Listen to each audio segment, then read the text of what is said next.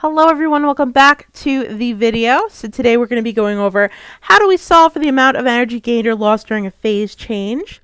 Your do now is going to be a specific heat capacity problem, so we're going to practice that on the next slide. And your homework, for those of you who were remote last Friday, I would recommend that you watch that video from Friday, that 10:30 lesson specific heat capacity formula video, just to make sure you feel comfortable on how to solve it. And for those of you who are home today, I recommend that you guys watch this video that I am making right now.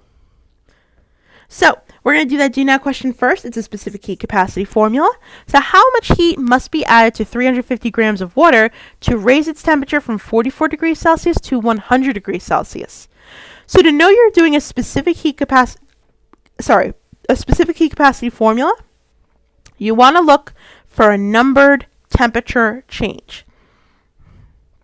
So here, your temperature is changing from 44 to 100 degrees Celsius.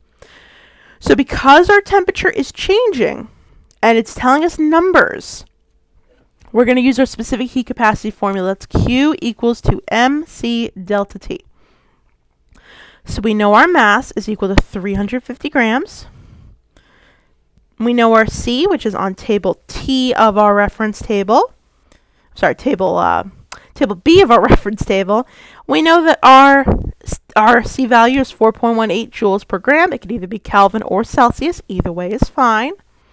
So your C is your 4.18 joules per gram degrees Celsius. And you've got your delta T, which is your change in temperature. So remember, to find your delta T, you're going to be doing temperature 2 minus temperature 1. So in this case, that is 100 minus 44, which is equal to 56. So your change in temperature is 56 degrees Celsius. And now it's just a matter of plugging everything in. So in the formula, you've got 350 grams multiplied by 4.18 joules per gram degrees Celsius, multiplied by your change in temperature, which is 56 degrees Celsius, folks. And now we're going to be crossing out any duplicates we have. Cross out the duplicates here, cross out the duplicates here. And we know our answer is going to be in joules.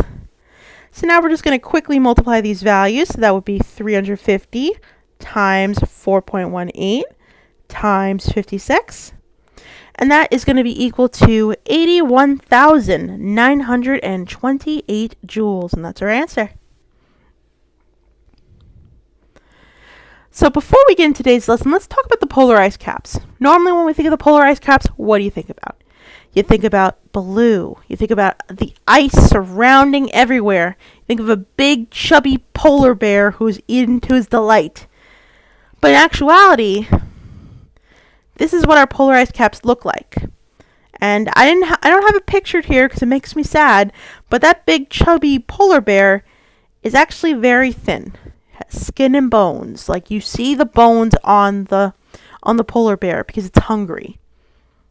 And just so you have that visual, in September 1984 versus September 2016, that is a drastic difference in the polar ice caps. Now, you may have your beliefs on global warming, but we can agree that the polar ice caps are melting. I believe it's due to global warming, but that is dependent on your personal beliefs. These glaciers are melting 6 times faster than they did in 1990. That was before you were born. That was actually before I was born. I was born in 1992. So that is crazy that they're melting that much faster. In fact, as of 2019, 6.80 times 10 to the 17th grams of ice melted from the polar caps. That's a large number. Let me go through that number, just writing it out. So 1, 2, 3, 4, 5, 6, 7, 8, 9, 10, 11, 12, 13, 14, 15, 16, 17. So that is this number right here.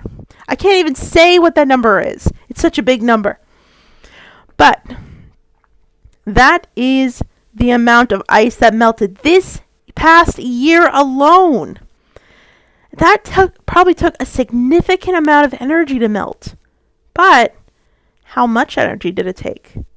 Today we're going to talk about an equation that scientists used to find out how much energy it took and to kind of to show that global warming is occurring. So, all I want you to write down for this slide is I want you to write down these two formulas and what each thing is. So, you've got your heat of fusion and you have your heat of vaporization problems. So, what is the heat of fusion? The heat of fusion is just looking at the conversion between a solid and a liquid or a liquid to a solid. Meanwhile, your heat of vaporization is looking at that difference between a liquid to a gas or a gas to a liquid. So, when doing these problems, unlike the previous problem where we looked for a temperature change, these type of problems, we're looking for keywords. So, for your heat of fusion, so I'm going to label it as HF, your keywords include, keywords include freeze and melt. For your heat of vaporization, your keywords include boil, evaporate, and vaporize. So those are the keywords for each of these. So make sure you copy down those keywords as well. If I'm going too fast, by the way, just feel free to pause the video at any point and just copy down what I have. For this slide, I just want you to copy down these definitions. So again, your heat of fusion is the amount of energy that is required when either melting or freezing or going from a liquid to a solid to a liquid. Meanwhile, heat of vaporization is the amount of energy that it takes to go from a liquid to a gas or a gas to a liquid. These are both intensive properties. And again, you have your HF, which is 334, and your HV, which is 2,260.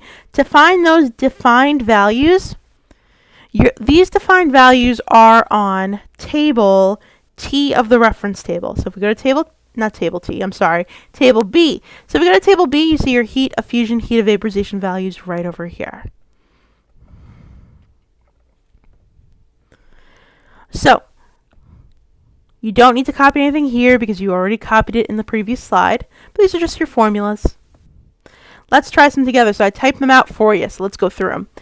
How many joules does it take 40 grams of ice to melt at 0 degrees Celsius? So notice, there is a temperature value, but there's no temperature change. It stays at 0 degrees Celsius. But there is the word melt. And the word melt is commonly associated with our heat of fusion. So our formula again is Q is equal to MHF. To find your heat of fusion formula, again, you get a table T of your reference table, just all the way in the back. And we see that our heat of fusion formula is right here. And so we have our mass, which is 40 grams. And we have our heat of fusion constant, which if we go to table B of the reference table, we see that our heat of fusion constant is 334 joules per gram. So 334 joules per gram. Again, before going through this, we can actually eliminate any of our used units. So we know that our unit is going to be in joules. So again, real quick, let's try this out. So that would be 40 times 334, and that comes out to be 13,360 joules. Okay, so that is our answer.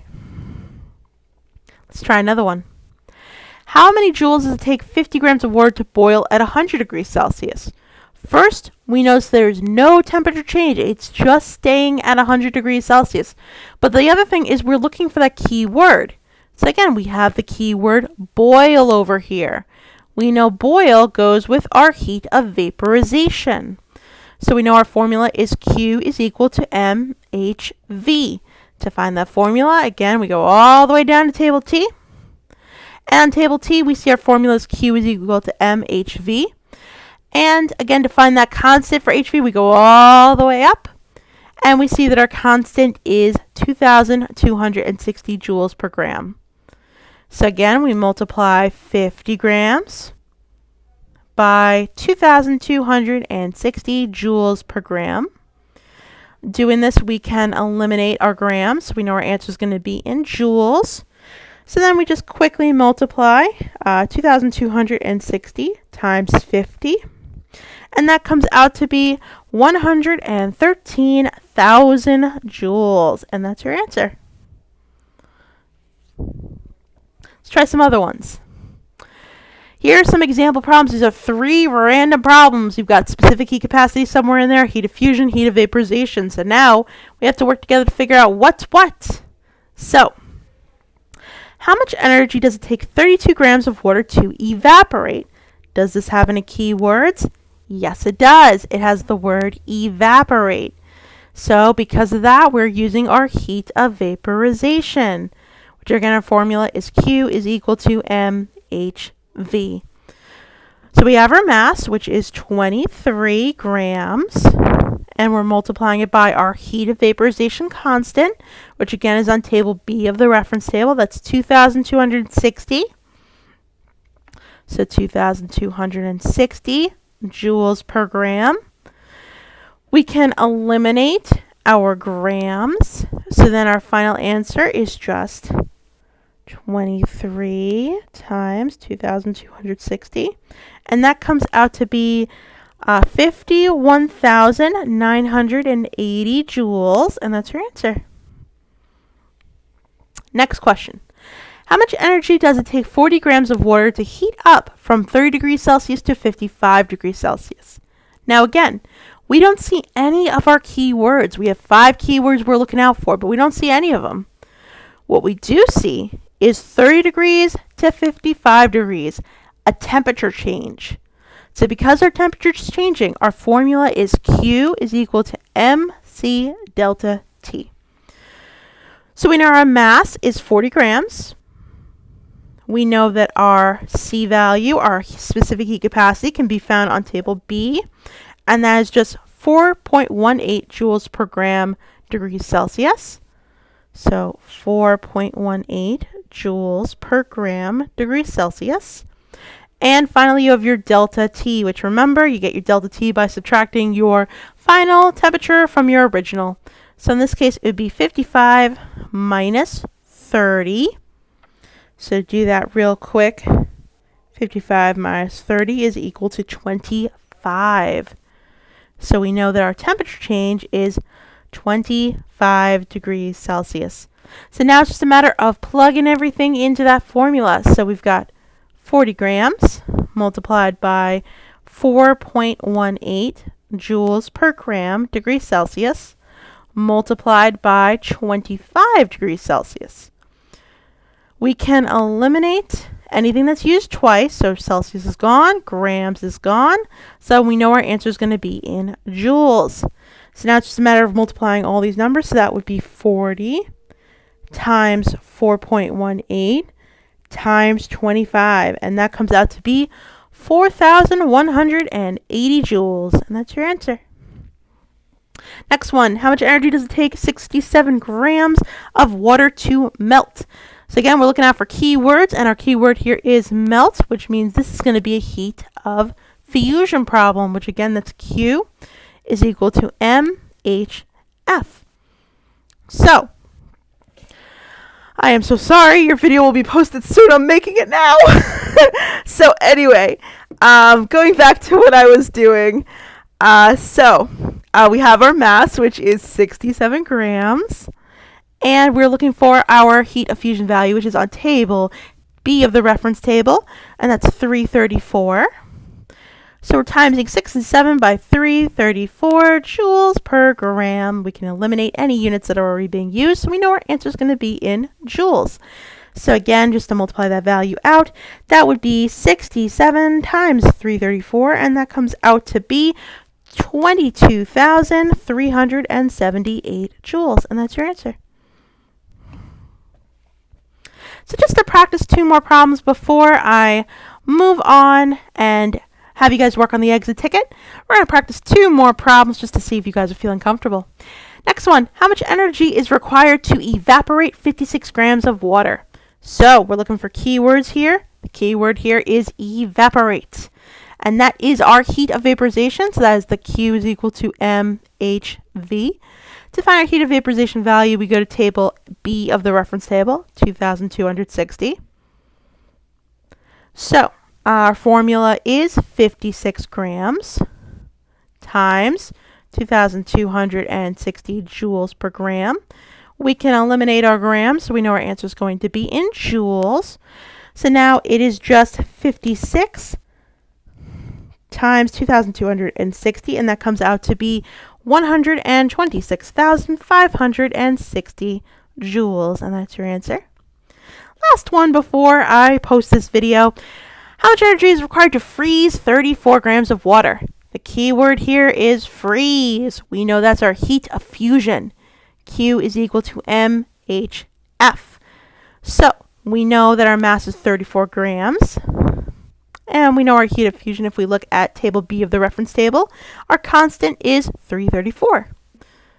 So we know it is going to be 34 times 334 joules per gram. And we can eliminate any of these units that are already used. Bam, bam. So we know our answer is going to be in joules.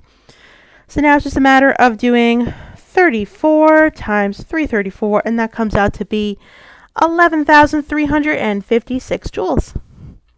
So now what you're going to do is you're going to work on the exit ticket. And on the exit ticket today, it is asking you to tell me... Oops, ignore that. The keywords used for heat of fusion and heat of vaporization. I'm looking for 5 words total in your answer. So please make sure you include those words. And thank you for listening. And I hope you all have a wonderful, wonderful day.